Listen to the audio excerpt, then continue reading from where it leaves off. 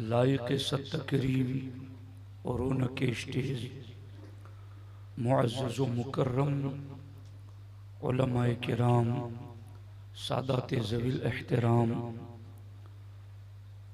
हाज़िरीन व हाज़िरात महफ़िल मिलाद, आइए हम सब मिलकर आगाज़ गुफ्तगू से कब्ल हुज़ूर सय्यदुल मुरसलीन ख़ातमुल अंबिया शफ़ीउल मुज़निबीन रहमतुल लिल आलमीन ख़ातमुल मासूमीन राहतुल आशिक़ीन सल्लल्लाहु तआला अलैहि व आलिहि व अस्हाबिहि व बारक व सल्लमा की बारगाह में अपनी ग़ुलामी का सबूत दें और जिस तरीक़े से मैं पढ़ा हूँ मेरे साथ मिलकर हुज़ूर दिल के साथ नज़राने मोहब्बत पेश करें।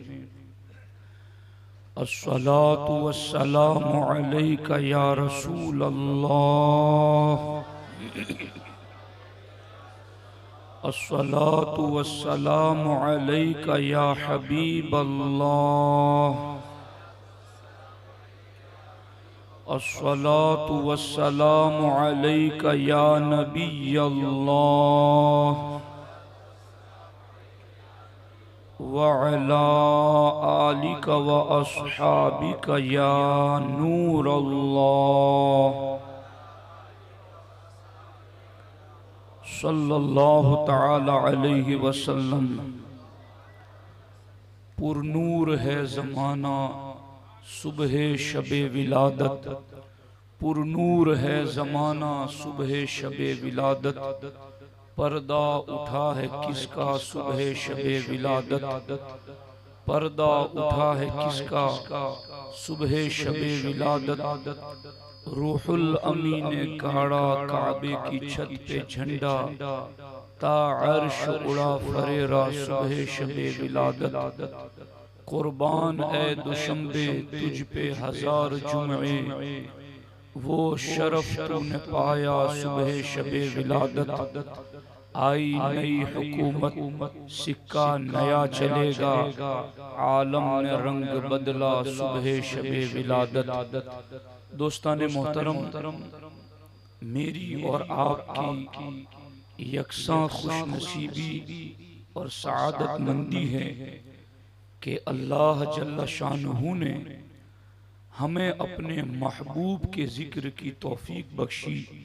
यकीनन कई दिनों से महफिल मिलाद में आप शरीक होते रहे।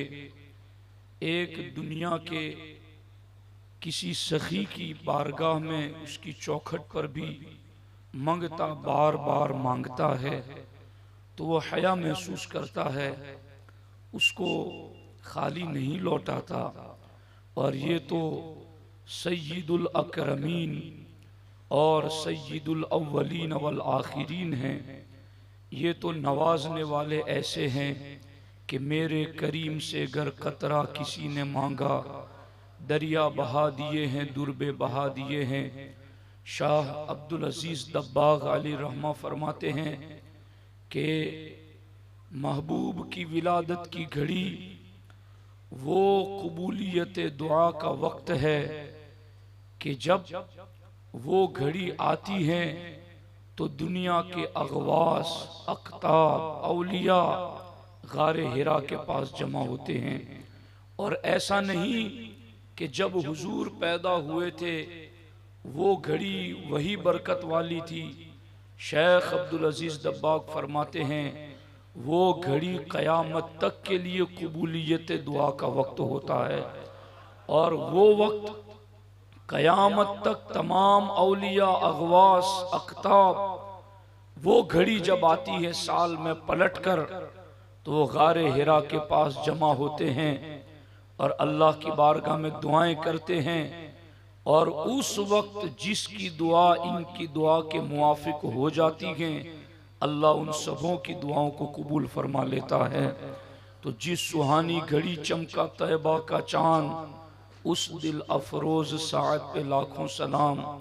हम भी अपने दामने मुराद को लेकर उस करीम की बारगाह के अंदर हाजिर होते रहे, अपनी मुरादें लेकर कोई बोल सका कोई न बोल सका, कोई कह सका कोई न कह सका, लेकिन वो करीम आका तो ऐसे हैं जो बेजुबानों की भी बोलियां सुनते हैं। वो तो चरिंद परिंद की भी सुनते हैं, उन्हें भी नवाजते हैं। वो मुझे और आपको कैसे महरूम रखेंगे। तो मेरे भाइयों, बस अपने दिलो दिमाग को उसी बारगाह की तरफ मुतवज्जे करके हमें गुफ्तगू को सुनना है और अपने दामनों को गौहर मुराद से भरना है। दरे करीम से जितनी हाजत आपको है उससे कई गुना ज्यादा अहले स्टेज को भी हैं। हम सब उस बारगाह के गदा हैं और दुनिया के अंदर हर गदाई, आला हज़रत फरमाते हैं, दुनिया में जितने भी सहारे हैं वो सुबकी लाते हैं, यानी आदमी में खिफत पैदा करते हैं। मगर एक हुजूर का सहारा है कि आदमी वहाँ जितना गिरता जाता है उतना ही ज्यादा बाकरामत होता जाता है। तो इस बारगाह में अल्लाह ने हमें बुला रखा है, तो फिर अपनी नीयतों को, अपने ख्यालात को बिल्कुल साफ और पाकीज़ा रख करके अब वो घड़ियां करीब हैं कि हमें हुसूल मुराद का वक्त आ चुका है। यकीनन अब्र रहमत जैसा आसमान से बरसता है वैसा ही फरिश्ते भी बरस रहे हैं और वैसे ही अनवार भी बरस रहे हैं और इससे हमें बहुत कुछ मिलने वाला है। बस हुजूर अलैहिस्सलाम के दरे करम से जैसे वाबस्ता है वैसे ज़िंदगी की आखिरी सांस तक वाबस्ता रहने की उम्मीद लेकर हमें बैठना है। दोस्तान मोहतरम, मैंने जो आयत मुबारक आपके सामने पढ़ी है, अल्लाह जल्ल शानुहु इरशाद फरमाता है, मैं आपसे ये भी दरख्वास्त करता हूँ कि जब भी अल्लाह ताला का इसमें जलालत आपकी जुबानों पर आए तो सिर्फ इसमें जलालत ना आए बल्कि उसके साथ साथ उसकी सिफात को भी जिक्र करें। जैसे अल्लाह ताला कहें, अल्लाह जल्ल शानुहु कहे, अल्लाह तबारक व ताला कहें, तो फिर जो जो सिफत इसमें जलालत के साथ आप जोड़कर बोलना शुरू करेंगे उस सिफत जलालत का फैज़ अल्लाह आपको अता करना शुरू कर देगा। इसलिए इसको भी अपनी आदत बनाओ। मुकर्रीरीन अपनी तकरीरों में, वाइज़ीन अपनी वाज़ो नसीहत में, मुबल्लिगीन अपनी दावत व तबलीग में, वो चौक दर्स दे, मस्जिद में दे, कहीं भी दे, अल्लाह जल्ल शानुहु का नाम ले। जो जल्ल शानुहु पढ़ेगा अल्लाह उसको भी शान वाला बना देगा। जो अज़्ज़ा इस्मुहु पढ़ेगा अल्लाह उसके इस्म को भी बाकरामत बना देगा। जो तबारक व तआला पढ़ेगा अल्लाह उसकी जात को भी बाबरकत और बुलंदी अता फरमा देगा। तो ये भी इस महफिल का एक खास दर्स है जो सिर्फ 1 मिनट और 1 दिन का नहीं, जिंदगी की आखिरी सांस तक का है। हुजूर पर दुरूद पढ़े तो आपने शायद मेरे तरीके पर गौर किया हो, सल्लल्लाहु अलैहि व आलिहि वसल्लम, व आलिही को भी साथ में जोड़ो कि जहां आलिही में हुजूर की आले पाक शामिल है वहां हुजूर फरमाते मेरा हर मुत्तकी गुलाम भी मेरी आल में शामिल है। तो तमाम औलिया सालिहीन भी इस आलिही में शामिल हो जाएंगे। जब आप उनके लिए रहमत की दुआएं करेंगे तो क्या उनकी रूहें तुम्हारी तरफ मुतवज्जे नहीं होंगी? वो जरूर मुतवज्जे होती हैं। तो ये 2 असबाक भी याद रखें कि दुरूद पढ़ें तो वह आलिही जरूर साथ में शामिल रखें, और अल्लाह जल्ल शानुहु का नाम ले तो साथ में इसमें जलालत के साथ सिफात को भी जिक्र करें। अब देखें अल्लाह तबारक व तआला इरशाद फरमाता है, वहुवल्लज़ी युरसिलुर रियाह बुशरम बैन यदै रहमती, कि अल्लाह वही है कि जो युरसिलुर रियाह, जो ठंडी ठंडी हवाओं को भेजता है, बुशरम बैन यदै रहमती, बारान रहमत के नुजूल से पहले वो हवाएं खुशखबरी देने के लिए भेजता है। यानी इस आयत का मफहूम ये निकला कि अल्लाह जल्ल शानुहु जब बादलों से पानी बरसाना चाहता है तो पहले ठंडी ठंडी हवाएं भेजता है, पहले सर्द सर्द हवाएं भेजता है, पहले नरम नरम झोंके चलाता है और फिर उन नरम झोंकों के जरिया, उन सर्द हवाओं के जरिया तुम्हें खुशखबरी दी जाती है कि ऐ गर्मी से जलने वालों, ऐ सूरज की तपिश में सुलगने वालों, अब तुम राहत और चैन सुकून का सांस लो। ये ठंडी ठंडी हवाएं तुम्हें ये बशारतें दे रही हैं कि बारान रहमत का नुज़ूल होने वाला है, रहमत की घटा छाने वाली है, अन करीब बूंदाबारी होगी और अन करीब तुम्हारी गर्मी राहत में तब्दील हो जाएगी। अल्लाह जल्ल शानुहु ने जहां ये आसमान की बारिश के लिए निजाम रखा कि दुनिया में सूरज की गर्मी से, तपिश और हरारत से बेचैन और बेकरार लोगों को बादल बरसाने से पहले हवाएं भेजकर खुशखबरी देता है, यूं ही अल्लाह जल्ल शानुहु ने अपने महबूब को जब अज़ल में पैदा फरमाया तो पैदा फरमा कर अभी जमीन पर हजरत आदम नहीं आए, शीश नहीं आए, इब्राहीम और इस्माइल नहीं आए, मूसा कलीम और ईसा रूहुल्लाह नहीं आए, अभी कोई इंसान जमीन पर आया नहीं, किसी की रूह को जिस्म का कालिब नहीं दिया गया, मगर अल्लाह जल्ल शानुहु ने उस वक्त तमाम नबियों की रूहों से कहा कि ऐ तमाम नबियों की रूहों, मुझसे वादा लो। अख़ज़ल्लाहु मीसाक़न नबिय्यीन, तमाम नबियों की रूहों से अल्लाह ने वादा लिया कि जब मेरा महबूब तुम्हारे दरमियान आ जाए तो फिर तुम्हें करना क्या है, लतुमिनुन्न बिही वलतंसुरुन्ना, फिर तुमने अपना कलमा अपनी उम्मत को जो पढ़ाया है, फिर मेरा महबूब आ जाए तो कलमा तुमने मेरे महबूब का पढ़ना है, मेरे महबूब पर ईमान लाना है, महबूब का सपोर्ट करना है और तुमने महबूब की हिमायत करनी है।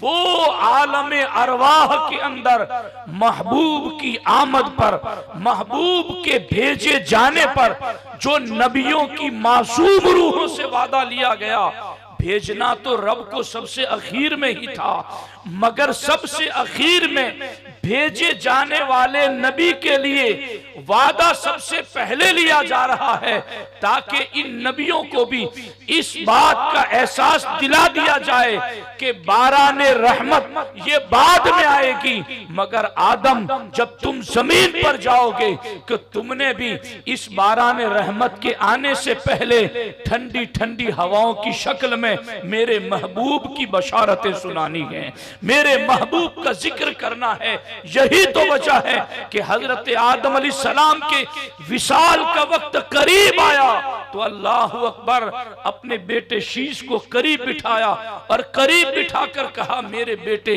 दुनिया से मेरी रुखसती का वक्त करीब आ गया है, मैं तुम्हें इस बात की वसीयत कर रहा हूं, कुल्लमा ज़करतल्लाह फज़कुर इला जंबिही इस्म मुहम्मदिन सल्लल्लाहु अलैहि वसल्लम। मेरे बेटे शीश, तू मेरे बाद नबी भी है, मेरा जानशीन भी है, मैं तुझे इस बात की वसीयत करता हूं कि जब भी तू अल्लाह अल्लाह अल्लाह जल्ल शानुहु का जिक्र करे तो साथ में मोहम्मद मोहम्मद मोहम्मद का भी जिक्र करना सल्लल्लाहु अलैहि वसल्लम। पूछा कि ये कौन है, ये कौन जात और हस्ती है?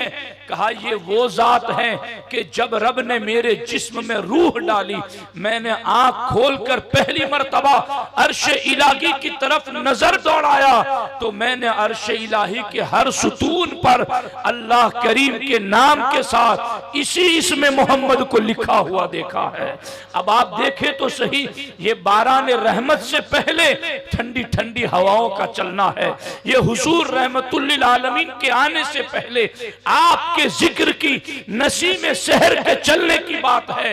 ये हर नबी की किताब में हुजूर की आमद का जिक्र था, हर नबी की जुबान पर हुजूर की आमद का जिक्र था। यहां तक के वो मकाम इब्राहीम आज जिसके बारे में लोग तवाफ के बाद दो गाना पढ़ते हैं, 2 रकात नमाज पढ़ते हैं, वहां हजरत इब्राहीम के कदमों के निशान है।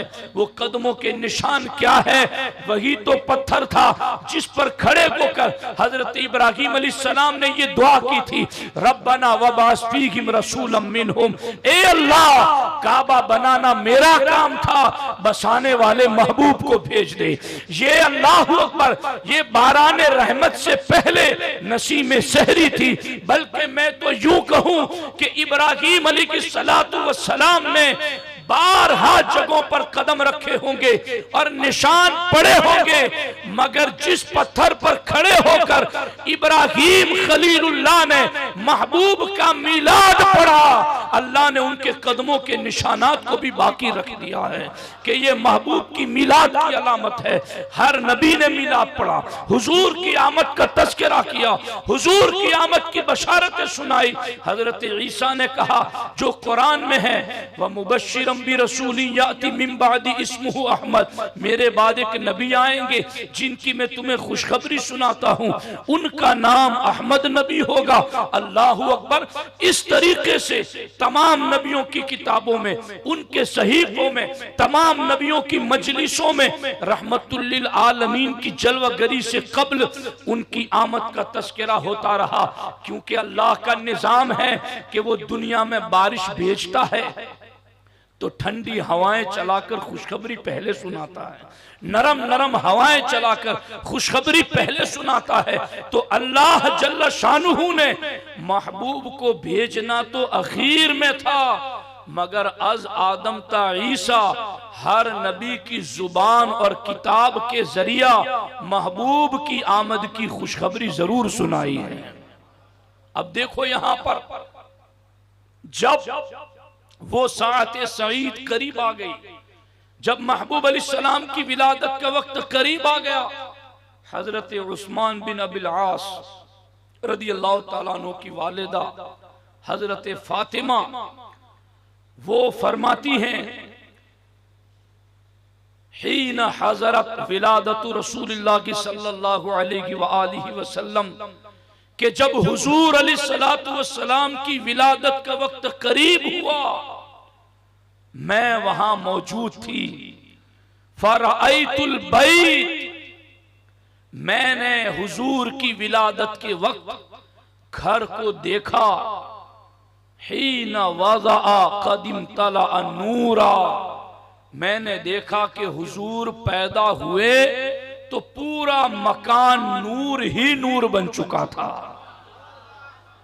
फमा शैअ अंजुरु इलैहि इल्ला नूरा, फरमाती है मैं घर में जिस चीज को देखती हर चीज नूर ही नूर नजर आती थी, हर चीज नूर ही नूर। हुजूर की विलादत हर चीज नूर ही नूर। रअयतुन नुजूमा तदनु हत्ता ज़ननतु अन्नहा सतक़अ अलैया, ये तो घर के अंदर का माहौल था कि हर चीज नूर ही नूर बन चुकी थी, लेकिन जब घर से बाहर मैंने नजर उठाई तो मैंने देखा कि आसमान के सितारे लटक कर आमिना के घर पे आ चुके हैं। हत्ता ज़ननतु अन्नहा सतक़अ अलैया, मुझे ऐसा गुमान हुआ कि ये सितारे टूट पड़ेंगे, निसार हो जाएंगे, ये सितारे सैयदा आमिना के घर पर बरस पड़ेंगे। ये कुदरत का इंतजाम हुजूर की विलादत के वक्त सैयदा आमिना रज़ियल्लाहु ताला अन्हा खुद फरमाती हैं, मेरे यहां जब फर्जंद की विलादत हुई तो एक ऐसा नूर चमका, एक ऐसा नूर रोशन हुआ कि मैं अपने मकान में थी, मगर बसरा में जो महल थे और बसरा में जो ऊंट चल रहे थे, मैंने अपने मकान में बैठकर उस नूर की रोशनी में सब कुछ देख लिया। ये हुजूर अलैहिस्सलातु वस्सलाम की विलादत पर, और ये वो सही हदीस से साबित है कि अल्लाह के रसूल अलैहिस्सलातु वस्सलाम इरशाद फरमाते हैं, अना दावतु इब्राहीम अबी इब्राहीम व बशारतु ईसा व रुया उम्मिल्लति रात। मैं अपने बाप इब्राहीम खलीलुल्लाह की दुआ हूं जो उन्होंने तामीर काबा के वक्त मेरे लिए की थी। मैं हजरत ईसा की बशारत हूं जो वो अपने हवारियों में सुनाया करते थे, और मैं अपनी मां का वो ख्वाब हूं जो उन्होंने विलादत के वक्त देखा था। तो विलादत के वक्त सैयदा आमिना ने जो देखा था उसकी तस्दीक खुद हुजूर ने फरमाई है, अपनी जुबान रिसालत से फरमाई है कि हाँ वो नूर चमका था जिससे शाम के महल नजर आए, बसरा के महल नजर आए, ऊंटों की गर्दनें नजर आई। हुजूर की विलादत हुई तो हालात ये थे। अल खसाइसुल कुबरा में इमाम सुयूती फरमाते हैं, खाने काबा 3 दिन तक हुजूर की विलादत की खुशी में वजद करता हुआ नजर आया। तेरी आमद थी कि बैतुल्लाह मुजरे को झुका, तेरी हैबत थी कि हर बुत थर थरा के गिर गया, तमाम बुत ऊंधे मुंह गिर गए, बड़ा बुत भी गिर गया, और खाने काबा झूम रहा था। और सुनने वालों ने काबे की ये सदा सुनी, मुझे खुशी है आज वो आ गया है जो मुझे शिर्क की गलाजतों से पाक कर देगा। काबा भी हुजूर की विलादत की खुशी में वजह कर रहा है, और इसी पर बसनगी के वो बुहैरे सावा जहां नदी के किनारे लोग बुत परस्ती कर रहे थे, हुजूर की विलादत क्या हुई, वो खुश्क हो गई ताकि बुत परस्ती खत्म हो जाए, और ये इशारा दिया जाए इस पानी को देखकर तुम परस्तिश करते हो, इस पानी को मिटा दो ताकि बता दिया जाए आज वो पैदा हुए हैं जो बुत परस्ती का खात्मा कर देंगे, जो तौहीद का परचम लहराएंगे। और वो वादी सावा जहां पानी नहीं था, लोग तरसते थे, हुजूर की विलादत हुई तो वहां चश्मे उबल पड़े, वहां पानी जारी हो गया। हुजूर की विलादत पर खुशियों का आलम यह था कि अहले अरब जब बच्ची पैदा होती, लड़की पैदा होती, उसको नहुसत समझते, अपने लिए शर्म और बाई से नंगो आर समझते। बेटी पैदा होती तो वो मुजमहिल हो जाते, शर्मिंदा हो जाते, उनका चेहरा काला पड़ जाता। अल्लाह जल्ला शानुहु की गैरत मोहब्बत को गवारा न हुआ कि महबूब का मीलाद जिस साल हो, उस साल किसी घर में किसी हैसियत से गम हो, नगी नगी अल्लाह ने हुक्म दे दिया कि महबूब की मीलाद के साथ पूरी दुनिया में जिस जिस खातून के यहाँ विलादत हो, हर एक को बेटा अता कर दिया जाए। तो हुजूर की विलादत पर खुशी के इजहार में अल्लाह ने हर माँ को बेटा अता फरमाया ताकि किसी घर में गम न रहे, किसी घर में गमगीनी का माहौल न रहे। रब का निज़ाम बता रहा है, महबूब की आमद हो तो मैं कहीं बेटी देकर किसी को गमज़दा नहीं करता, मैं बेटे देकर खुश कर रहा हूं। तो ऐ गुलामों, तुम भी खुशियों का इजहार करना। हुजूर की विलादत का वक्त वो नेमतें बटी, उल्बिसति शम्सु नूरन अज़ीमा, सूरज को नया नूर दे दिया गया, चांद को नया नूर दे दिया गया, जन्नत में नए दरख्त लगाए गए, आसमानों में नए सुतून खड़े किए गए, और अल्लाह जल्ला शानुहु ने अपनी शान के मुताबिक महबूब अलैहिस्सलाम की आमद पर खुशियों का इजहार फरमाया। यहां तक शेख मुहक्किक मदारिजुन नबुव्वत में लिखते हैं, समंदर की मछलियां एक दूसरे को हुजूर की आमद की खुशखबरी सुनाने लगी, जंगल के दरिंदे परिंदे एक दूसरे की तरफ दौड़ने लगे, और एक दूसरे को हुजूर की आमद की खुशखबरी सुनाने लगे। अब देखो तो सही, इधर सूरज को नूर मिल रहा है, चांद को चमक मिल रही है, सितारे लटक के आ रहे हैं, समंदर के अंदर मछलियां एक दूसरे को बशारत दे रही है, जानवर एक दूसरे को खुशखबरी सुना रहे हैं, काबा झूम रहा है, बुत ऊंधे मुंह गिर रहे हैं, और वो किसरा का महल, उसमें जलजला तारी हो गया, उसके 14 कंगुरे गिर गए, जो अलामत थी इस बात की कि 14 बादशाहों के गुजरने पर यहां सल्तनत मोहम्मदी का राज होगा, यहां मुस्तफा के गुलामों का सिक्का चलेगा। वो फारस का आतिशकदा जहां पर आग की परस्तिश होती थी, और 1000 साल गुजरे थे, जिस आग को वो बुझने नहीं देते थे, कोई न कोई ड्यूटी पर लगा रहता ताकि आग बुझने ना पाए। हुजूर की विलादत हुई, वो आग बुझ गई। अब लोग जलाने की कोशिश कर रहे, मगर आग बुझ जलने को तैयार ही नहीं है। मेरे भाइयों, मैं इस नुक्ते की तरफ तुम्हारी तवज्जो दिलाता हूं, काबा झूम कर खुशी में ये कहे कि ये आ गए हैं, शिर्क की गलाजत से मुझे पाक करेंगे। उधर बुहेरे सावा, वो नदी का पानी खुश्क करके रब ने बताया अब यहां बुत परस्ती का राज नहीं होगा। फारस के आतिशकदे को बुझा करके रब ने ये ऐलान किया, अब बुत परस्ती का जमीन पर राज नहीं होगा। इस तरीके से जमीन पर मुख्तलिफ मकामात पर अल्लाह की तौहीद के मज़ाहिर जाहिर किए गए, और हम जो आज मिलाद मना रहे हैं, ये भी उसी अमल का एक तसलसल है। अमले मिलाद ये शिर्क और बिदअत नहीं है, इसलिए कि यहूद ने हजरत उज़ैर को अल्लाह मान लिया और शिर्क में गिरफ्तार हो गए।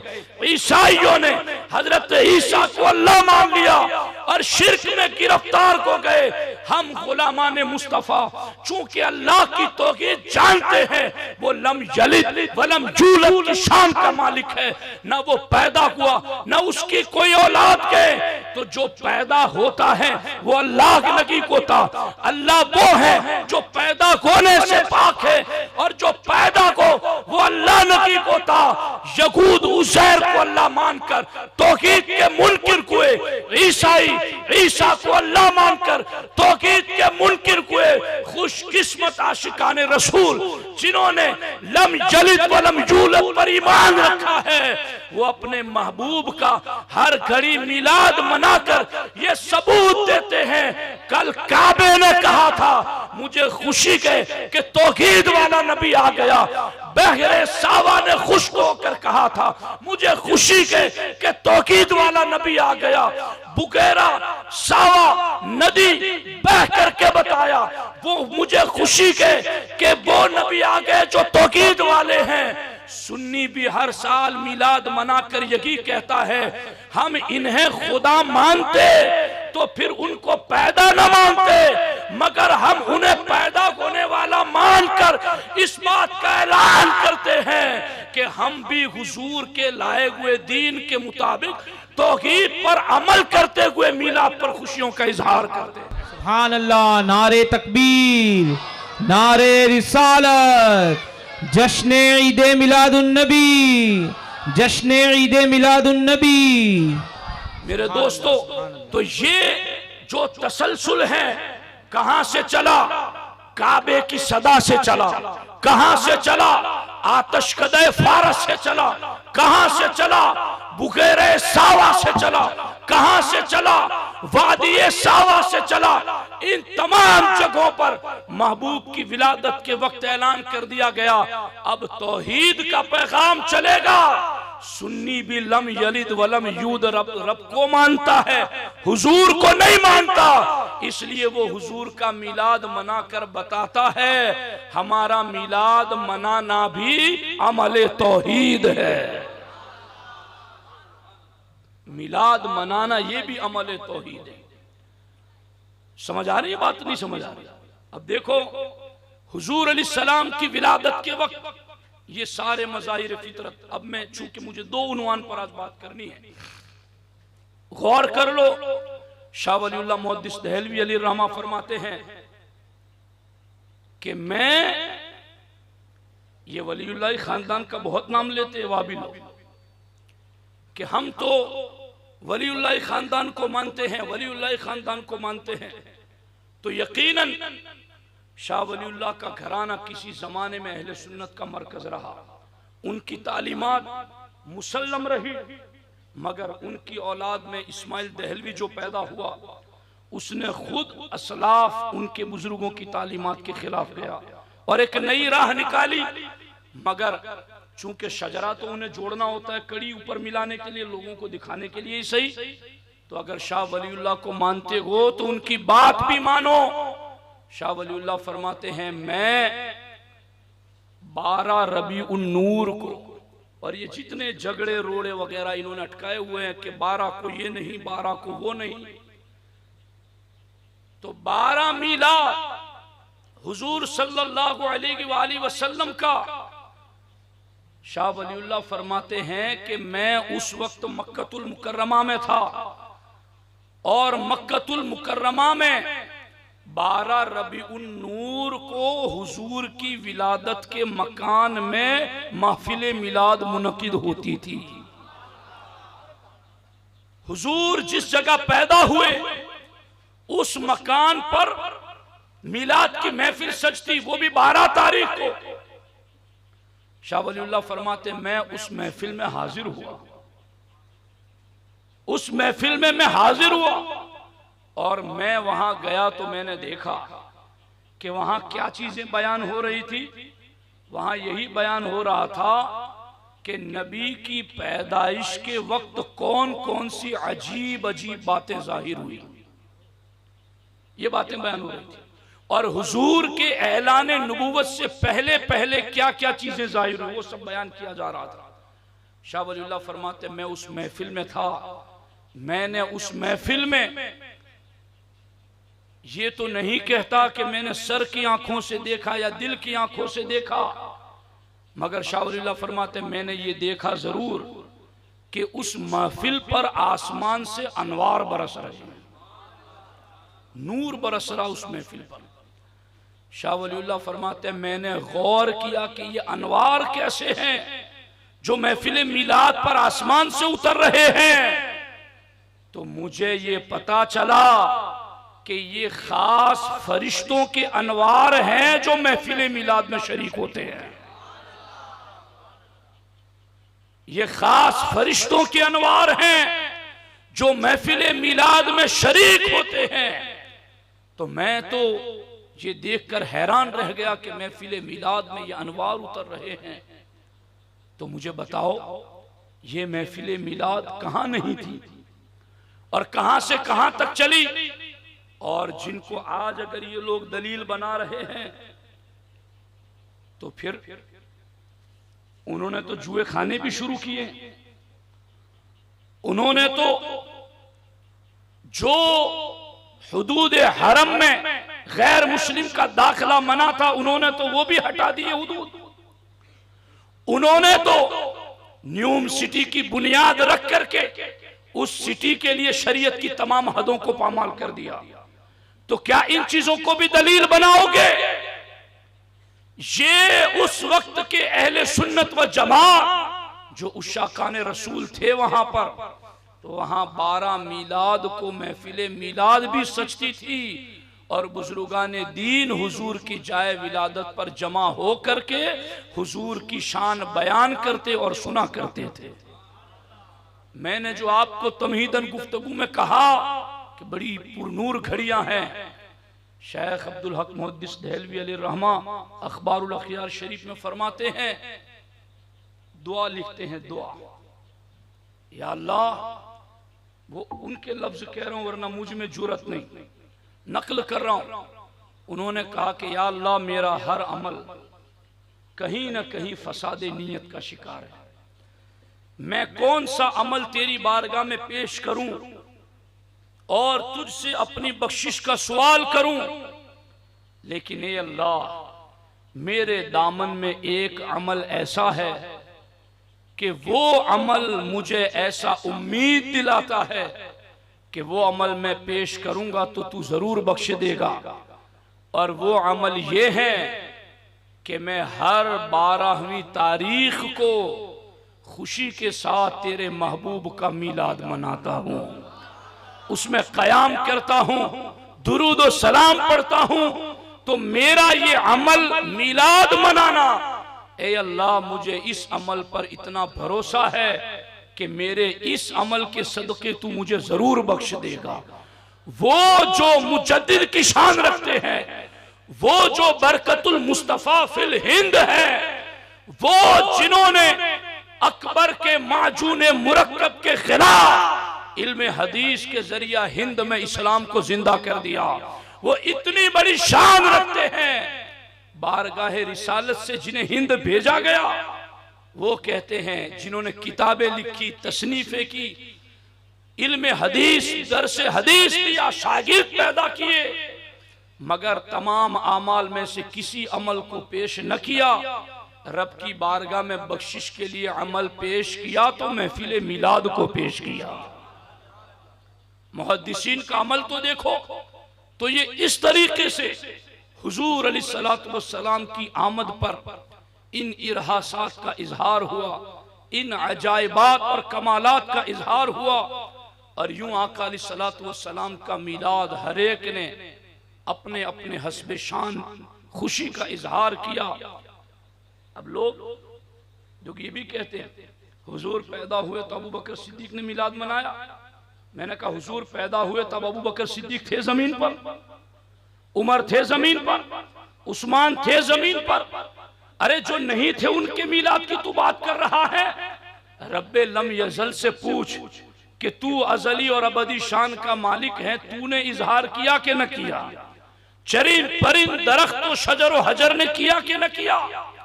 और उनका मिलाद तो मैं बता चुका हूं आपको, उन्होंने किस तरीके से मिलाद मनाया।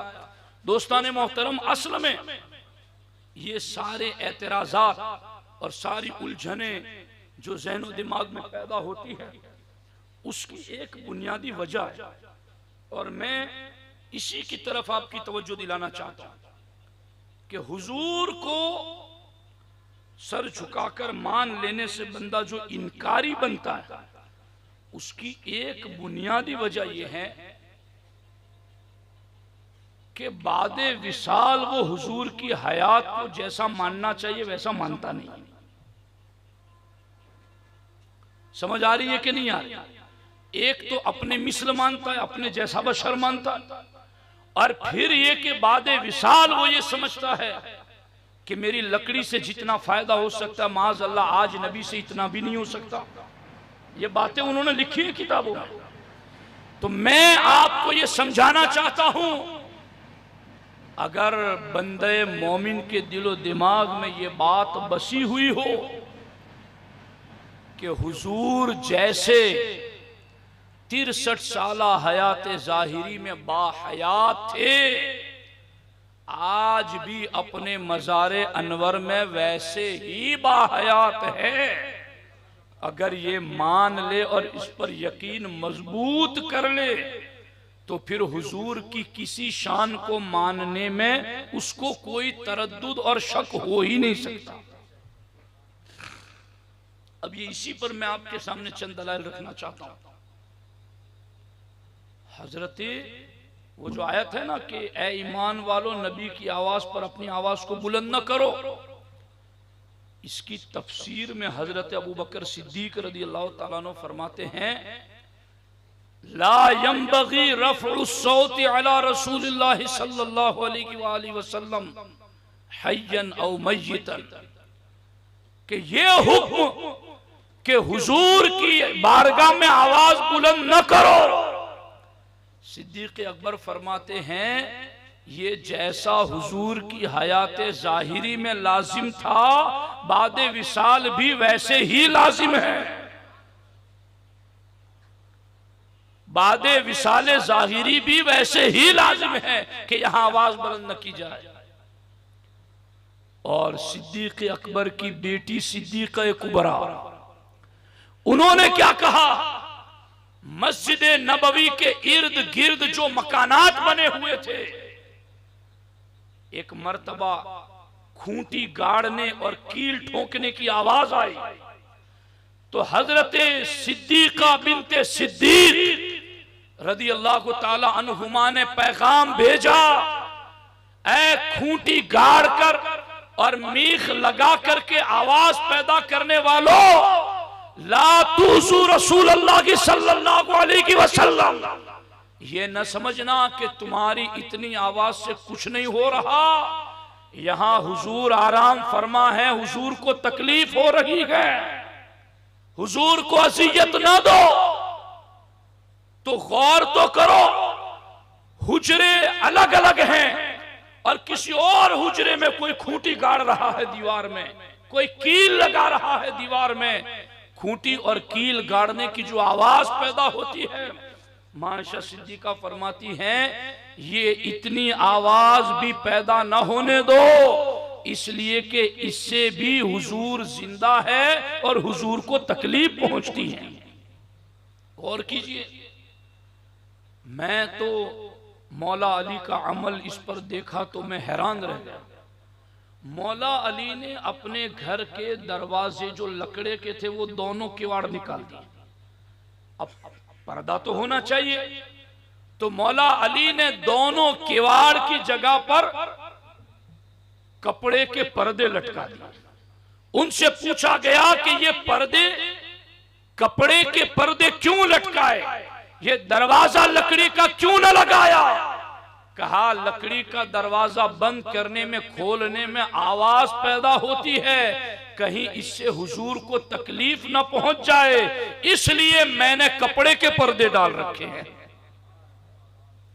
यानी उनकी निगाह और दिलो दिमाग में हयातुन नबी कितना रचा बसा हुआ था, हुजूर की हयात पर उनका ईमान कितना कामिल था कि कहीं बेशऊरी में, बेतवज्जुही में दरवाजा नींद में खोलते हुए भी आवाज पैदा हो जाए, बंद करते हुए आवाज पैदा हो जाए और इससे हुजूर को तकलीफ पहुंच जाए। नहीं नहीं, वो किवाड़ निकाल दिए दोनों और दरवाजे के ऊपर कपड़े के पर्दे डाल दिए ताकि जब चाहे अंदर जाए, बाहर निकले और किसी किस्म की आवाज ही पैदा ना हो।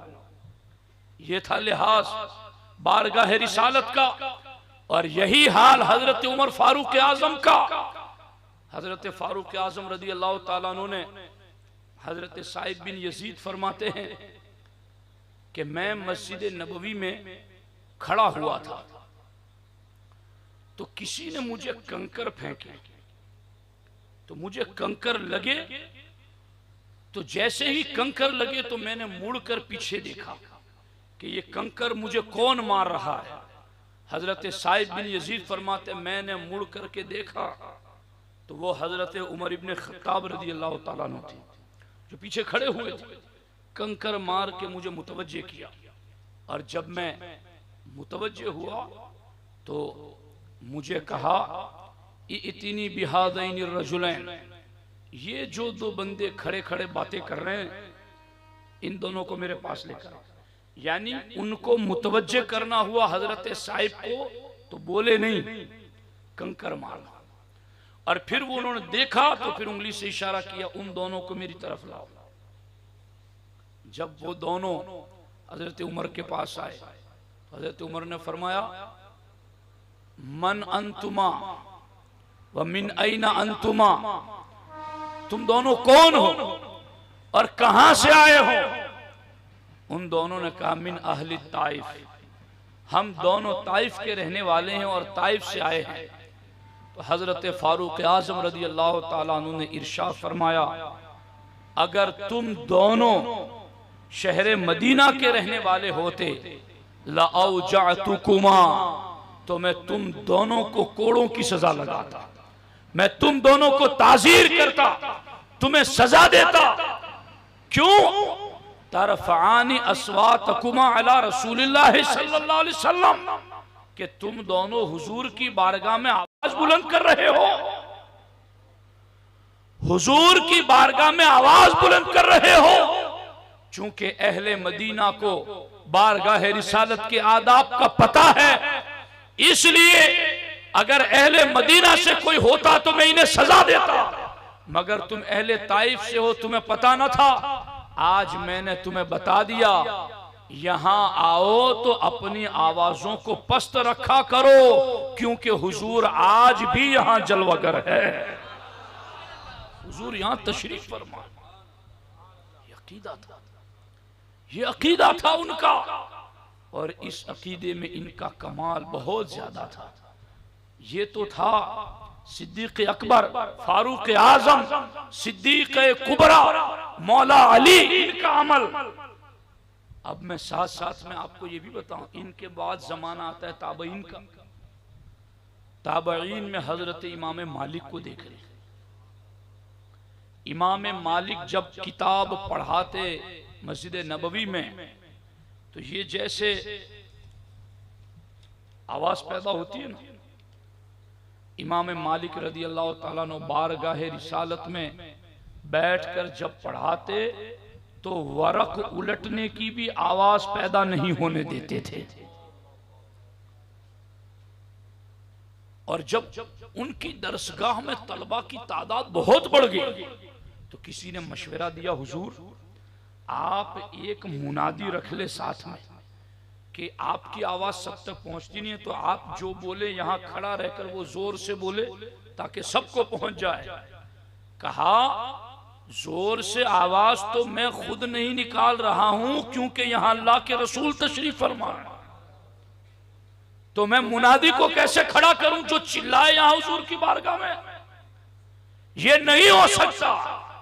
तो उम्मत के इमामों को देखो, असहाबे किराम और अहले बैत अतहार को देखो कि वो हुजूर अलैहिस्सलातु वस्सलाम की हयात को किस कदर ज्यादा मजबूती के साथ रासिख रखते थे और किस कदर ज्यादा इस अकीदे में मस्त अलस्त रहते थे। तो चूंकि यही अकीदा तो वो बुनियाद था। मेरे भाइयों, मैं और आप सादा जहन रखने वाले इतनी बात हम अपने आप के लिए समझते हैं कि कोई मर जाता है तो हम समझते हैं कि अब इसको ले जाकर दफना दिया जाए, अब इससे कोई फायदा नहीं होगा, यानी अब ये कोई काम नहीं करेगा, अब ये कोई अमल नहीं कर सकता, अब ये उठ चल बैठ नहीं सकता, बोल नहीं सकता, अब ये एक बेकार चीज सा बन गया है। तो इसको अगरचे इसकी अजमत इस्लाम में है, उसका इनकार नहीं, मगर फायदे की हैसियत से मैं बात कर रहा हूं कि जो किसी काम के जरिया फायदा होना था अब वो इससे नहीं होगा, इसको ले जाकर दफन कर देते हैं। तो हमारे यहां जब किसी को ये बताना मकसूद होता है कि यार इससे कोई फायदा नहीं, तो उस जीते जी शख्स को भी ये कहते हैं छोड़ो यार ये तो मरा हुआ है, जिससे किसी फायदे की उम्मीद नहीं होती, तो हम ये कह देते हैं अब इन मरे हुए लोगों को क्या बात करनी। हुजूर अलैहिस्सलातु वस्सलाम के बारे में यही इस्माइल दहलवी ने लिखा और उसके फॉलोवर्स इसी बात पर अपना अमल दिखा रहे हैं, इसलिए उनको कोई अमल करते हुए दिल नहीं चाहता कि क्यों करें और क्यों माने। मगर हम हुजूर अलैहिस्सलातु वस्सलाम को ऐसा नहीं मानते, हम हुजूर को ये मानते हैं अंबिया को भी अजल आनी है, मगर ऐसी कि फकत आनी है, फिर उस आन के बाद उनकी हयात मिसले साबिक वही जिस्मानी है। वो कब्र अनवर में जिस्मानी हकीकी हिस्सी मादी जिंदगी के साथ चलवागर है। ये शान है हुजूर अलैहिस्सलातु वस्सलाम की, और ये हम अपने घर की घड़ी हुई मानते हैं। यही तो हमें सिद्दीक अकबर ने सिखाया, यही तो हमने सिद्दीक कुबरा ने सिखाया, यही तो हमें मौला अली और फारूक आजम ने सिखाया, यही तो हमें इमाम मालिक ने सिखाया, और बाद में इमाम मालिक ने तो वो भी बर्ताव किया। अल्लाहु अकबर। अपने दौर का अब्बासी खलीफा अबू जाफर मंसूर हुजूर की बारगाह के करीब था और इमाम मालिक से बहस व तकरार करने में उसकी आवाज बुलंद हो गई। अबू जाफर मंसूर की आवाज बुलंद हुई तो इमाम मालिक ने कहा तू बादशाह जरूर है मगर यहां रब के नाइब मुतलक आराम फरमा है, यहां रब के खलीफे आजम आराम फरमा है। ऐ अमीरुल मोमिनीन, अल्लाह ने एक कौम को अदब सिखाने के लिए कुरान में कहा ला तरफ़उ अस्वातकुम फ़ौक़ सौतिन नबी, और अल्लाह ने एक कौम को जिन्होंने अदब किया तो उनकी शान में ये कहा इन्नल्लज़ीना यग़ुज़्ज़ूना अस्वातहुम इंद रसूलिल्लाह उलाइकल्लज़ीना इम्तहनल्लाहु क़ुलूबहुम लित्तक़वा, और जिन्होंने कुछ आवाज बुलंद की तो अल्लाह ने उनको झिड़की देते हुए कहा था कि इन्नल्लज़ीना युनादूनका मिन वराइल हुजुराति अक्सरुहुम ला याक़िलून। तो ऐ बादशाह सलामत, आपको भी अल्लाह ने अदब सिखाया है और आप भी उन लोगों में बने जिनकी अल्लाह ने तारीफ की कि आवाज पस्त करके उनमें न जाए, जिनकी अल्लाह ने तंबीह की तो फौरन वो मान गए। उन्होंने भी सामने से ऐसा नहीं कहा कि अब क्या है आवाज बुलंद करने में, अब तो साल हा साल गुजर चुके हैं, इतने साल गुजर चुके हैं, अब क्या है यहाँ पर, वो तो हयात जाहिरी के लिए आयत थी, तुम अब भी फिट कर रहे हो। अबू जाफर मंसूर ने ऐसी कोई बात न की, बल्कि वक्त के आशिक रसूल इमाम मालिक ने जब कुरान की ये आयत सुनाई तो अबू जाफर मंसूर ने अपना सर झुकाकर फौरन बात को तस्लीम कर लिया और कहा अब मैं अपनी आवाज बुलंद नहीं करूंगा, मैं अपनी आवाज पस्त रखता हूं। क्या यह भी इस बात का सबूत नहीं था कि हुजूर हयात के साथ यहां जलवागर है? और फिर आगे बात यह की, अबू जाफर मंसूर ने पूछ लिया कि चलो अब बात चल पड़ी है तो ये बताओ अस्तकबिलुल क़िबलत व अदउ अम अस्तकबिलु रसूलुल्लाह सल्लल्लाहु अलैहि वसल्लम व अदउ। ऐ इमाम मालिक, जब इतनी बात आपने बता ही दी है तो अब ये भी तो मुझे बता दो कि क्या मैं किबले की तरफ चेहरा करके हाथ उठाकर दुआ करूं या हुजूर के रोजे की तरफ हाथ उठाकर दुआ करूं? किधर हाथ करूं, किधर चेहरा करूं? अल्लाहु अकबर। काबा भी है उन्हीं की तजल्ली का एक जिल, रोशन उन्हीं के नूर से पुतली हजर की है। मैंने इस पर भी एक किताब लिखी है जिसका टाइटल ही ये है, काबा भी है उन्हीं की तजल्ली का एक जिल। दोस्ताने मोहतरम, काबा काबा काबा, उधर चेहरा करो, उधर चेहरा करो, उधर चेहरा करो। अरे काबे से तो पूछो कि नीयत किधर की है। हाजियो आओ शहंशाह का रोजा देखो, काबा तो देख चुके, काबे का काबा देखो और गौर से सुन तो रजा काबे से आती है सदा, मेरी आंखों से मेरे महबूब का रोजा देखो। सुभान अल्लाह, नारे तकबीर, नारे रिसालत, उलमाए अहले सुन्नत, जश्न ईद मिलादुन नबी, नारे तकबीर, नारे रिसालत, सरकार की आमद। दोस्ताने मोहतरम, अब यहाँ लोग इन झगड़ों में लगे हुए हैं, वहां अगर कोई आशिक रसूल हाथ उठाए, रोए, गिड़गिड़ाए, ये इनकी नकलें बनाते हैं।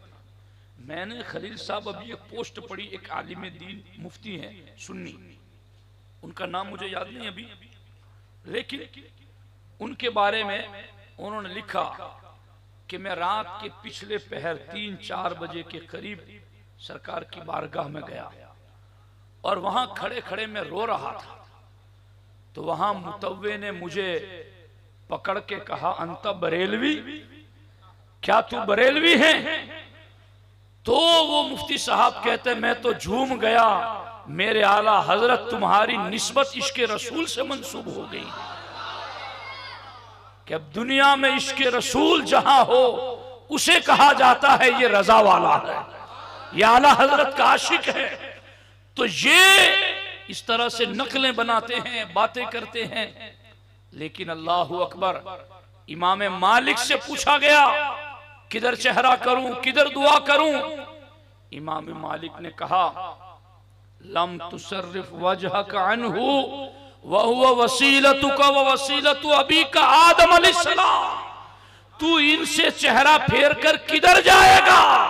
तेरे बाप आदम का वसीला भी यही है और तेरा वसीला भी यही है।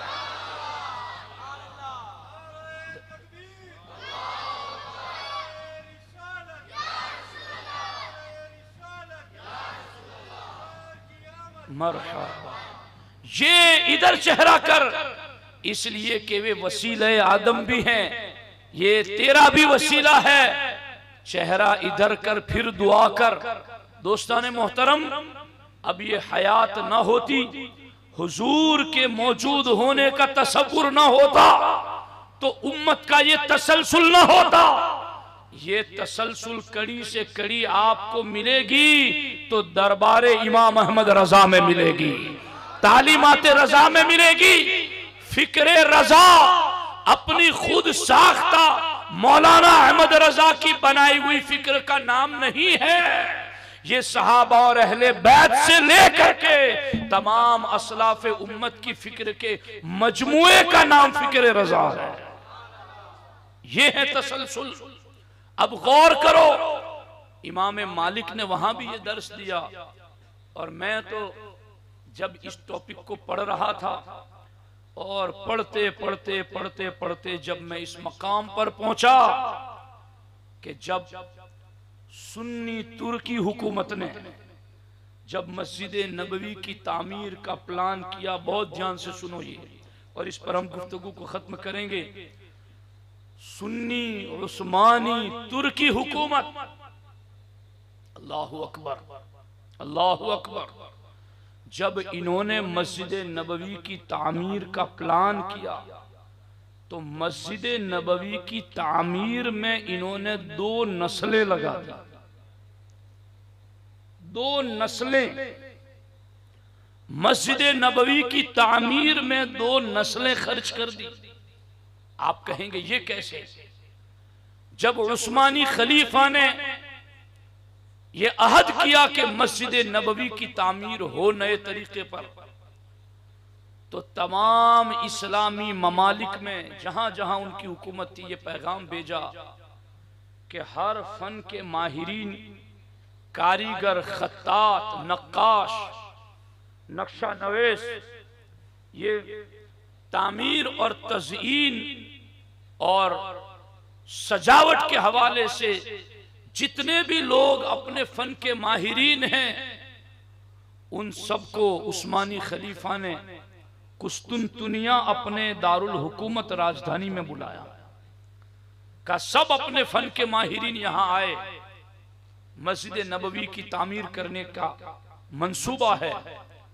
तो तमाम इस्लामी ममालिक से जो इकट्ठे हुए, आए आए आए, सबके जमा होने का जो पहला मरहला था उसको 15 साल लग गए। पहला मरहला सिर्फ उन कारीगरों को, माहिरीन को जमा किया गया और कुस्तुनतुनिया से बाहर बाज़ाब्ता एक इलाका ही बनाया गया जहां उनकी रहाइश हुई और उनके तमाम खाने पीने की कफालत और जिम्मेदारी उस्मानी सुन्नी तुर्क हुकूमत की तरफ से होती रही।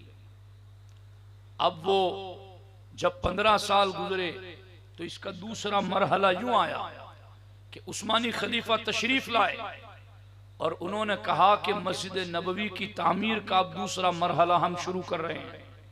का वो क्या है? का तमाम मेमारों को, तमाम फनकारों, माहिरीन को जमा किया जाए।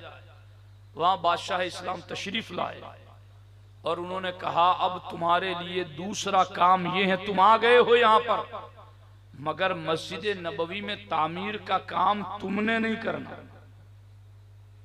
हमें बुलाया गया है और हमने नहीं करना, तो अब कौन करेगा?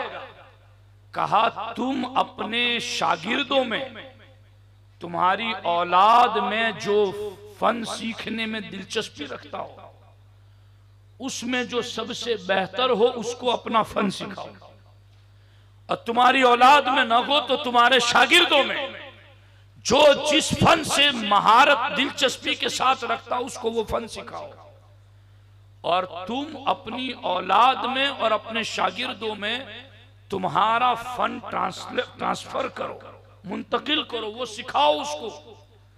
और जितने जमाने में तुम अपना फन अपने माहिर शागिर्द और अपने माहिर बेटे को सिखाओगे, इसी जमाने में तुम्हारे इन बेटों और शागिर्दों को हम हाफिज कुरान बनाएंगे। एहतमाम किया गया। अब रोजाना वो माहिरीन के बेटे और शागिर्द जहां अपने अपने फन की कारीगरी और महारत सीखते, वहीं पर रोजाना वो कुरान को हिफ्ज भी करते, तजवीद के साथ पढ़ते, रियायत के साथ पढ़ते। अब नाबालिगी की उम्र से ही ऐसी एक जमात और ऐसे अफराद तैयार किए गए कि जो नाबालिगी की उम्र से ही ये जहन लेकर परवान चढ़ रहे हैं कि हमें हुजूर के दरबार में खिदमत करनी है, हुजूर की बारगाह में खिदमत करनी है। और उस्मानी खलीफा का ये अहम तरीन मंसूबा था कि मस्जिद नबवी में कोई पत्थर लगाया जाए, पेंटिंग की जाए, कोई नक्शो निगारी की जाए, तो जो भी कारीगर माहिर अपना काम करे, तो जितना काम करे, काम करते करते कुरान की तिलावत जारी रखे। तो इसलिए इन्हें हाफिज कुरान भी बनाया गया। अब ये माहिरीन अपना फन ट्रांसफर करने में और कुरान का हिफ्ज कराने का जो मरहला था, पीरियड था, वो 25 साल लग गए। पहले के 15 साल, ये 25 साल, 40 यूं ही हो गए। अब जब 25 साल गुजर गए, ये बच्चे नाबालिगी की उम्र से ये सीख सीख करके आगे बढ़े। एक ऐसी पाकीज़ा जमात वजूद में आई जिनका ज़मीर और खमीर इश्क रसूल से गूंदा गया, जिनके रगो रेशे में अदब रसूल रखा गया, जिन्हें बारगाह रिसालत का अदब सिखाया गया। क्या ये किसी ऐसे के लिए मुमकिन है माज़अल्लाह जिनके बारे में वो तसव्वुर रखते हैं? ये तसव्वुर, मैं वो लफ्ज नहीं बोल रहा, ये तसव्वुर उन्हीं लोगों का हो सकता है जो अपनी जुबान में ये अकीदा रखते हो, तू जिंदा है वल्लाह, तू जिंदा है वल्लाह, मेरे चश्मे आलम से छुप जाने वाले। जब 25 साल के अंदर ये पाकीज़ा जमात तैयार हुई, फिर इन्हें लेकर रुखे तैयबा चल पड़े। अब मदीने में भी लाकर नहीं बसाया, बल्कि मदीना शरीफ से 20 किलोमीटर दूर इन्हें रखा गया। और ये तो माहिरीन को इस तरह से तैयार किया गया। पत्थर लगाने थे तो पत्थरों के लिए क्या किया गया?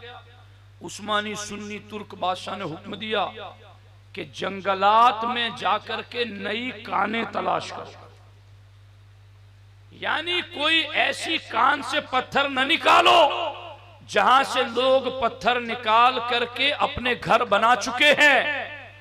नई कानें तलाश करो। जंगलों में जाकर नई कानें ढूंढी गई, वहां से पत्थर निकाले गए, और पत्थर निकाल करके तुर्क सुन्नी उस्मानी खलीफा ने हुक्म दिया कि अब इन कानों को नक्शे से गायब कर दिया जाए, छुपा दिया जाए, ताकि दरे रसूल अलैहि सलाम पर लगने वाले पत्थर के मिस्ल पत्थर कोई अपने घर पे न लगा सके। मिसलियत रसूल का दावा करने वालों, यहां बारगाह रिसालत पर लगने वाले पत्थरों की मिस्ल पत्थर किसी के घर में न लगे, इसका एहतमाम हो रहा है। देखो अकीदे, देखो हम भटके नहीं, हमने कोई नया अकीदा नहीं लिया। दुनिया ने अपने आप को बदला घड़ी घड़ी। एक हम अहले इश्क है, जहां थे वहीं रहे। हम तुर्क जमाने में भी जहां थे आज वहीं खड़े हुए हैं, इसलिए कि हमारे दिलों में एहसासात, अगरचे हम गुनहगार हैं, मगर हमारे जज्बात वही है। इश्क व अदब के हवाले से काने बंद कर दी गई, गायब कर दी गई। और अब जो पत्थर निकाले गए, फिर फिर जो दरख्त चूंकि कलम लकड़ियों के चलाने थे तो वो दरख्त दरियाए नील के किनारे उगाए गए और उनको अच्छे पानियों से सींचा गया, निगरानी रखी गई और फिर उन दरख्तों को काट कर तकरीबन 20 साल तक शहर मदीना की आबो हवा में रखा गया ताकि ये यहाँ की आबो हवा से मानूस हो जाए। और वहां पर रंग चढ़ाने के लिए जो रेगजार ली गई वो भी खाके तैयबा की ली गई और वहां पर इस तरीके से सारे एहतमामात हुए और इस सारे एहतमाम के साथ जब वो पत्थर लगाते, इधर हाथ और पांव काम में लगे हैं, जुबान कुरान की तिलावत कर रही है। इस तरह मस्जिद नबवी तामीर हो रही है। एक पत्थर में 1 इंच के बराबर अगर पत्थर बड़ा है या उसको सेट करने में, फिट करने में 1 इंच को काटना है तो मस्जिद नबवी में बैठकर नहीं काटते थे, उस पत्थर को ऊंट पर लाद कर इतनी दूर ले जाते थे कि वहां से काटने की आवाज हुजूर की बारगाह तक न पहुंचे। ये एहतमाम किया जाता था।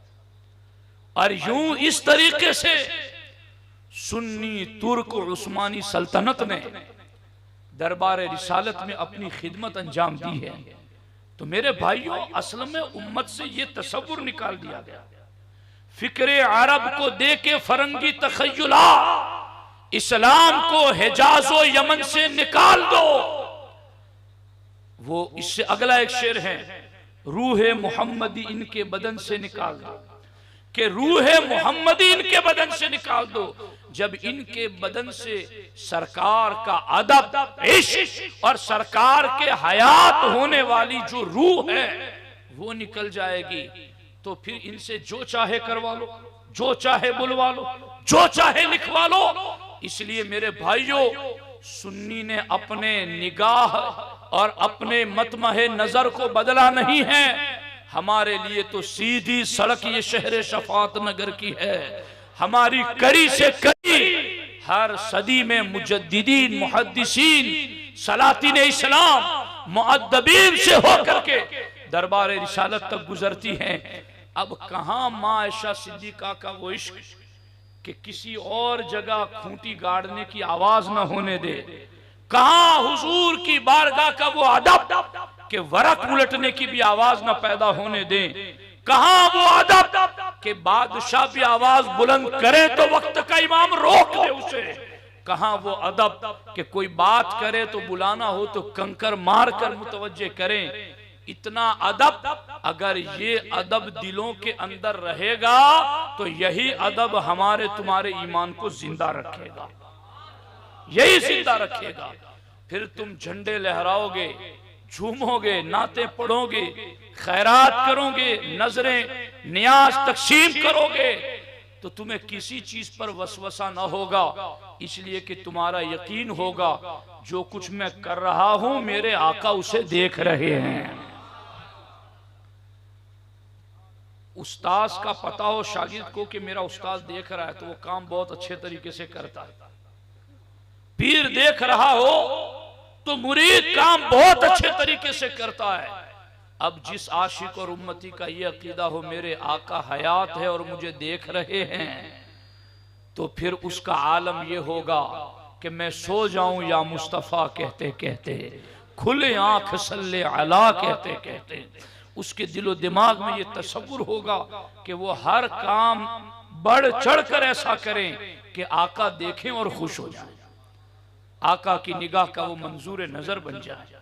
तो मेरे भाइयों, आका की विलादत पर ये अजायबात का इजहार, और आका अलैहिस्सलाम आज भी अपने मज़ार अनवर में बाहयात हैं, तशरीफ फरमा हैं। हमारे कई मुहद्दिसीन ने तो यहाँ तक लिखा कि तुम दरबार रिसालत की हाजिरी दो तो ये भी जुबान से न कहो कि मैं मजार पर गया हुजूर के या हुजूर की मस्जिद पे गया, बल्कि सीधे ये कहो मैं दरबार रिसालत की हाजिरी के लिए गया, ताकि वो तसव्वुर पैदा हो। दरबार लगा हुआ है, शेखैन यहां तशरीफ फरमाए, पहलू में जलवागाह अतीक उमर की है, अल्लाहु अकबर, अल्लाहु अकबर, अल्लाहु अकबर। मेरे भाइयों, ये 12 दिन की महफिलें, आप खुद बताओ कि आपको एहसास नहीं हो रहा कि इन मिलाद की खुशियों में शरीक होने से हमारे दिल हुजूर से जुड़ रहे हैं और हमारे दिलों में हुजूर का अदब और मोहब्बत और एहतराम पैदा हो रहा है। सारा काम तो यही है, बखुदा खुदा का यही है दर। यहां जितनी मजबूती आएगी फिर ऊपर और नीचे उतनी ही मजबूती आएगी। सहाबाए किराम ने इसी दर पर ऐसे जम करके बैठे रहे। वो तो असहाबे कहफ का कुत्ता था जो पत्थर मारने के बावजूद भी हटता नहीं था। तो हमें कोई लाख यूं कहें तू कहें, हम भी दरे रिसालत पर यूं ही कदम जमा कर बैठ जाएंगे कि हुजूर अब हम आपके हो गए हैं, आप भी कह दे कि हाँ हमें मंजूर है। और वो जरूर करम फरमाएंगे। वो तो करम ही के लिए तशरीफ लाए हैं। दरबार रिसालत से करम होता है और रहमतें बरसती हैं। तो मेरे भाइयों, बहुत मुबारकबाद आपके लिए हैं। मैं जहां जहां जाता हूं वहां मुझे कोसंबा में इश्क की अजीब कैफियत महसूस होती है और यहाँ एक वालेहाना कैफ और सुरूर महसूस करता हूँ। यहाँ आता हूँ तो मुझे भी दिली सुरूर महसूस होता है कि यहाँ बाज़ौक़ लोग इश्क़ रसूल में सरसार हो करके अपने महबूब अलैहिस्सलाम का मिलाद सुनने के लिए आते हैं। तो बस इसमें आना है, जुलूस मिलादुन नबी अलैहिस्सलाम में भी शिरकत करनी है। बाअदब तरीके पर हो सके तो नया लिबास पहने, सरों पर अमामा सजाए, इस्लामी लिबास पहने, खुशबू लगाएं, इत्र लगाएं, हाथों में झंडे, हाथ में हो सके तो तस्बीह भी हो और अल्लाह के रसूल अलैहिस्सलातु वस्सलाम पर नगमात सल्ले अला पढ़ते हुए नजरें नीचे रख करके बाअदब तरीके पर अपने आका अलैहिस्सलातु वस्सलाम के जुलूस में निकले। कोई अफरा तफरी न होने दे, बिल्कुल मुनज़्ज़म तरीके पर निकले। जो आपको हिदायत दी जाए, जिस रूट पर निकलना है, जिस तरीके से चलना है, उन सारी हिदायत को फॉलो करें और उसके मुताबिक अपने आका अलैहिस्सलातु वस्सलाम के जुलूस में भी शिरकत करें। और ये चराग जो 12 दिनों से मुसलसल फरोजा हो रहा है, इसकी लौ मध्यम नहीं पड़नी चाहिए। इसकी लौ में दिन ब दिन तरक्की होनी चाहिए। ये उस वक्त होगी जब अगरचे आप महफिल में ना बैठे हो, मगर आज 1 घंटा 1.5 घंटा आप यहाँ बैठते हो तो रोजाना घर ही में मुसल्ला बिछाकर 313 बार अपने आका पर दुरूद पढ़ लो। और दुरूद पढ़ते वक्त आंखें बंद हो, तसव्वुर में ये हो कि मैं हुजूर की सुनहरी जालियों के सामने हूँ। मैं तो ये समझता हूँ जब तसव्वुर गलबा पाएगा तो फिर आप बैठ न सकेंगे, आप खड़े हो जाएंगे और फिर दुरूद पढ़ेंगे अपने आका अलैहिस्सलातु वस्सलाम पर। तो यूं रोजाना अपने घर में भी महफिल मिलाद का इनेकाद करते रहेंगे तो जो बरकतें रहमतें यहाँ मिल रही हैं, रोजाना आपको घर में वही बरकतें मिलेंगी, वही सुरूर, वही फरहत और वही आपको दिलों की ईमान की हलावत की चाशनी मिलती हुई नजर आएंगी। तो इन सारी चीजों को जो आपने सीखा अपने घरों में भी जारी करो। घरों में बीवी बच्चे नहीं मानते हैं, ये नहीं मानता, वो नहीं मानता है, चलो वो नहीं मानता, आप खुद तो मान जाओ। इंशाअल्लाह आपके अमल की इखलास की बरकतें ऐसी होगी कि वो आपको देख देख कर आपकी तरह करना शुरू हो जाएंगे। बहुत सारे काम ऐसे होते हैं कि जो कहने से ज्यादा करने से इफेक्टिव होते हैं, मौसर होते हैं और उसका असर जल्द कबूल होता है। तो अगर घर में ऐसा माहौल नहीं, खुद शुरू कर दे, इंशाअल्लाह उसकी बरकतें घरों के अंदर मिलेंगी। तो मेरी ये तमाम गुजारिशात हैं, इन पर तवज्जो दें, इनको सुने, याद रखें और अपनी जिंदगियों में दाखिल करने की कोशिश करें। अल्लाह जल्ल शानुहु अपने हबीब पाक अलैहि तहियतु व सना के अजीम मर्तबा के सदका व तुफैल हमारी तमाम महफिल मिलाद को अपनी बारगाह में कबूल फरमाएं और हम सबों के लिए ज़रिए नजात बनाए। अस्सलामु अलैकुम व रहमतुल्लाहि व बरकातुहू।